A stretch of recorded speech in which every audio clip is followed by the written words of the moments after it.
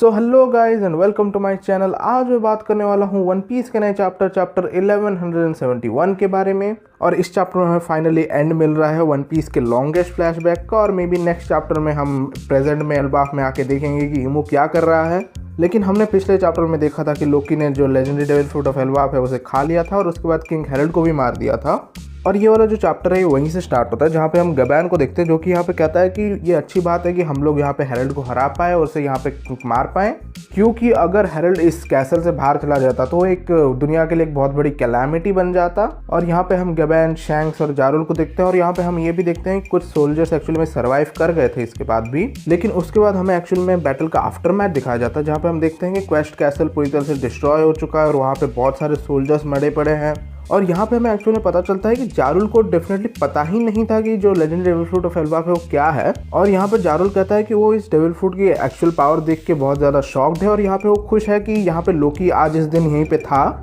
और उसके बाद हमें एक फ्लैशबैक दिखाया जाता है जहाँ पे हम देखते हैं कि कैसे शैंक्स को हेरल्ड ने कहा था कि वो जब एक गॉड्स नाइट बन जाएगा तो एक न्यू डॉन लाएगा एल्बाफ के लिए। और उसके बाद हमें शैंक्स की मेमोरी भी दिखाई जाती है जहाँ पे हम देखते हैं कि गार्लिंग शैंक्स को कह रहा है कि जो भी सारे ह्यूमंस है या फिर वो सारे के सारे ह्यूमंस कॉकरोचेस या फिर बग जैसे, और वो लोग जब नीचे रहते हैं वो लोग मैटर भी नहीं करने चाहिए इन्हें। और यहाँ पे होली लैंड में उसे जो भी चाहिए वो सब उसे मिल सकता है। और यहाँ पे हम देखते हैं कि शैंक्स बहुत ही ज़्यादा गुस्से में, और यहाँ पे वो अपने जो मार्क ऑफ द अबिस है उसे क्लेंच कर लेता है, जैसा कि हमने पहले नामी को भी अपने टैटू को साथ करते हुए देखा था। लेकिन उसके बाद हम देखते हैं कि गबैन यहाँ पे शैंक्स को हक कर लेता है और उसे कहता है कि उसे अपने आप को सब चीज़ के लिए ब्लेम नहीं करना चाहिए। लेकिन शैंक्स यहाँ पे कहता है कि हेरल्ड को यहाँ पे नहीं मरना चाहिए था, और अगर वो थोड़ा जल्दी करता जो उसे करना था तो यहाँ पे शायद हेरल्ड अभी जिंदा होता। और मैं कहूँगा कि ये थोड़ा सच भी है। मुझे लगता है कि शैंक्स को सारी चीज़ें थोड़ी जल्दी करनी चाहिए थी। लेकिन यहाँ पे हम देखते हैं कि गबैन कितना अच्छा फादर है और यहाँ पे वो शैंक्स को समझाता है कि शैंक्स को हर चीज़ के लिए बस उसे ब्लेम नहीं करना चाहिए। और वो उसे कहता है कि तुम्हारे पास एक रीज़न है जीने के लिए।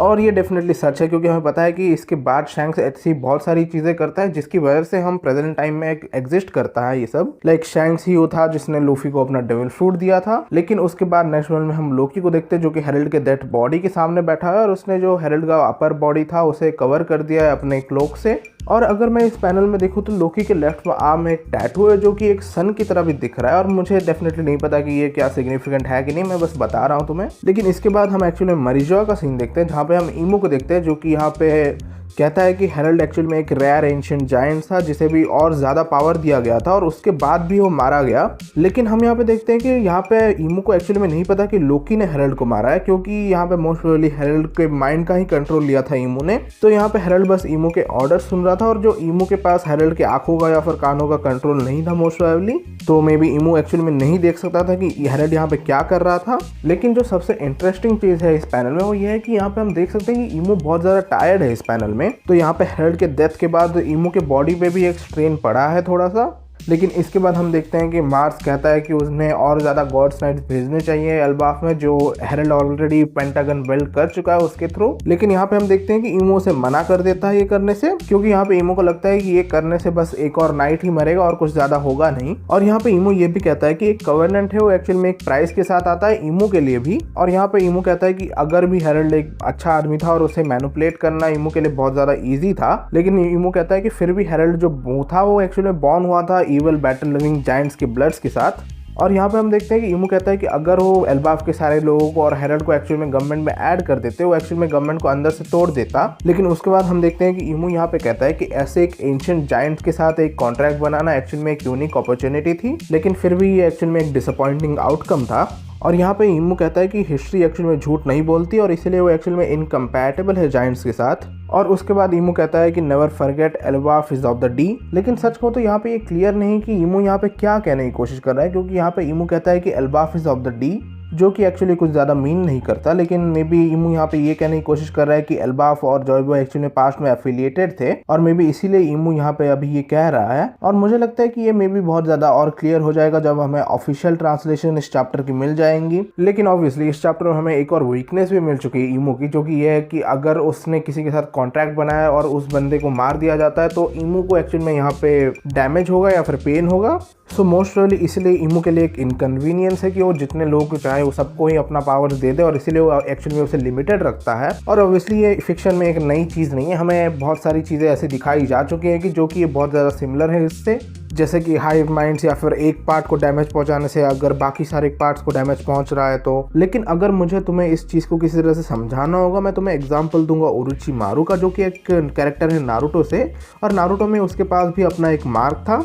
और वो उस मार्क को एक्चुअली में अपने स्टूडेंट्स को देता था या फिर उन लोगों को देता था जिनसे वो अफिलिएटेड था, या फिर वो देता था उन लोगों को जिसकी बॉडी का वो कंट्रोल लेना चाहता था। और उस मार्क की वजह से ओरोचिमारू एक्चुअली में वापस आ सकता था अगर वो मर भी गया है तो भी। और एक बार तो वो एक्चुअली में इताची ने उसको सील कर दिया था, उसके बाद भी वो वापस आ गया था। और मुझे लगता है कि जो इमो के पावर से वो बहुत ज़्यादा सिमिलर होंगे ओरोचिमारू के पावर से। और यहाँ पे मुझे लगता है कि मे बी ऐसा पॉसिबल है कि इमो को मारने के लिए उन लोगों को सबसे पहले जिन भी सारे लोगों के पास मार्क ऑफ द अबिस है या फिर जिन लोगों ने इमो के साथ एक कॉन्ट्रैक्ट बनाया है, तुम्हें इमो को मारने से पहले उन सारे के सारे लोगों को मारना पड़ेगा। और उसका एक रीजन है, उसका रीजन ये है क्योंकि अगर एक भी बंदा जिसके पास एक्चुअली इमो के साथ कॉन्ट्रैक्ट है या फिर इमो का मार्क है वो जिंदा बच जाता है, मे बी इमो उसके बॉडी का कंट्रोल ले सकता है और उसके बाद वापस जिंदा हो सकता है। सो तुम ऐसा कर सकते हो कि वो सारे के सारे लोग एक्चुअली इमो के लिए एक वेसल है, तो तुम्हें सारे के सारे गॉड्स नाइट और 5 एल्डर्स को मारना पड़ेगा अगर तुम्हें इमो मारना है तो। लेकिन यहाँ पे एक प्रॉब्लम है क्योंकि हमें इस चैप्टर में ये नहीं बताया गया कि क्या इमो वीक हो जाता है अगर किसी बंदे के पास मार्क ऑफ द अबिस है और वो मर गया, तो क्या इमो को एक्चुअली में वीक कर देता है वो चीज। लाइक हमें यहाँ पे ये भी नहीं पता कि अगर हेरल्ड के मरने के बाद जो हेरल्ड को पावर इमो ने दी थी वो क्या इमो के पास वापस आ जाती है,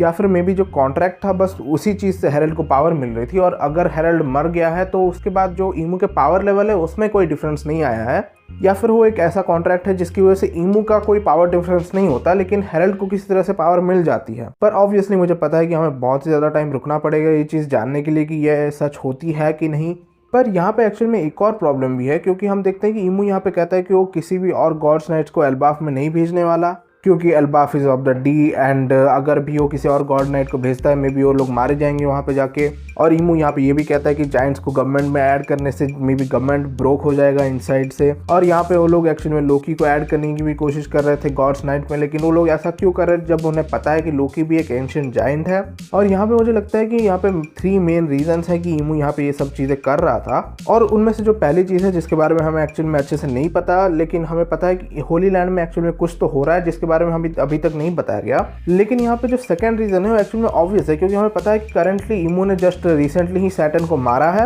और उसके बाद इमो को गार्लिंग को एक्चुअली में 5 एल्डर्स में प्रमोट भी करना पड़ा। और ऑब्वियसली इसकी वजह से अभी गॉड्स नाइट में एक्चुअली में एक सीट खाली है और मोस्टली इसलिए इमो को एक्चुअली में एक बहुत ज़्यादा स्ट्रॉन्ग गॉड्स नाइट की जरूरत है जैसे कि लोकी। लेकिन जो थर्ड और मेन इंपॉर्टेंट रीजन मुझे फील होता है वो ये है कि इमो को जस्ट जॉय बॉय की हाकी फील हुई थी और उसे लगता है मे बी एक पॉसिबिलिटी हो सकती है कि जॉय बॉय एक्चुअली में वापस आ जाए। और इसलिए मे बी इमू यहाँ पे डरा हुआ है और इसलिए वो चाहता है कि वो एल्बाफ का कंट्रोल ले ले और एल्बाफ के लोगों का कंट्रोल ले ले ताकि वो जॉय बॉय से मुकाबला कर पाए एल्बाफ के लोगों का यूज़ करके, क्योंकि मे बी यहाँ पे इमू के पास कोई और ऑप्शन ही नहीं है। और हाँ, हमने प्रीवियस चैप्टर में देखा था कि इमू ने बहुत सारे जायंट्स को डोमी रिवर्स कर दिया था, लेकिन हमने वहाँ पे किसी भी एंशिएंट जायंट को नहीं देखा जिससे इमू ने डोमी रिवर्स किया हो। तो या तो ये पॉसिबल है कि इमू ने वहाँ पे किसी भी एंशिएंट जायंट ब्लड वाले जायंट को देखा ही नहीं, इसलिए इमू ने अभी तक किसी को नहीं किया, या फिर अभी तक इमू एक्चुअली में स्कैर्ड है एंशिएंट जायंट ब्लड से। लेकिन अभी मैं जब यहाँ पे लोकी की बात कर रहा हूँ, मैं यहाँ पे ये कह रहा हूँ कि मे बी ऐसी पॉसिबिलिटी हो सकती है कि इमू को अभी तक ना पता हो कि लोकी ही वो बंदा था जिसने हेरल्ड को मारा था।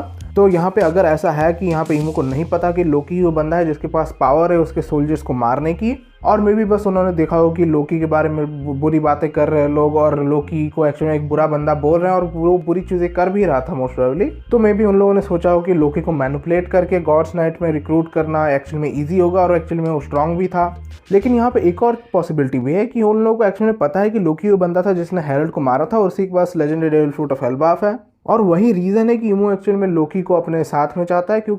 क्योंकि मे बी यहाँ पे इमू को एक्चुअली में पता हो कि लोकी ही एक और बंदा है जो एक्चुअली में उसे डिफीट करने की पावर रखता है जॉय बॉय के अलावा, क्योंकि ऑब्वियसली लोकी के पास legendary devil fruit of Elbaf है। और इमू चाहता था कि वो उस पावर को ले ले जिसने एक्चुअली में उससे के गॉड्स नाइट को मारा था, लेकिन उसे वो लोकी के फॉर्म में लेना चाहता है। लेकिन स्टिल ये सब बस मेरी थ्योरीज ही है और अभी के लिए चैप्टर को कंटिन्यू करते हैं। और इसके बाद हम यहाँ पे क्वेस्ट कैसल में वापस आ जाते हैं और यहाँ पे हम देखते हैं कि लोकी यहाँ पे जारू कहता है कि वो जो भी सारे रिमेनिंग सोल्जर्स है उन्हें लेके सी में जा रहा है ताकि वो उस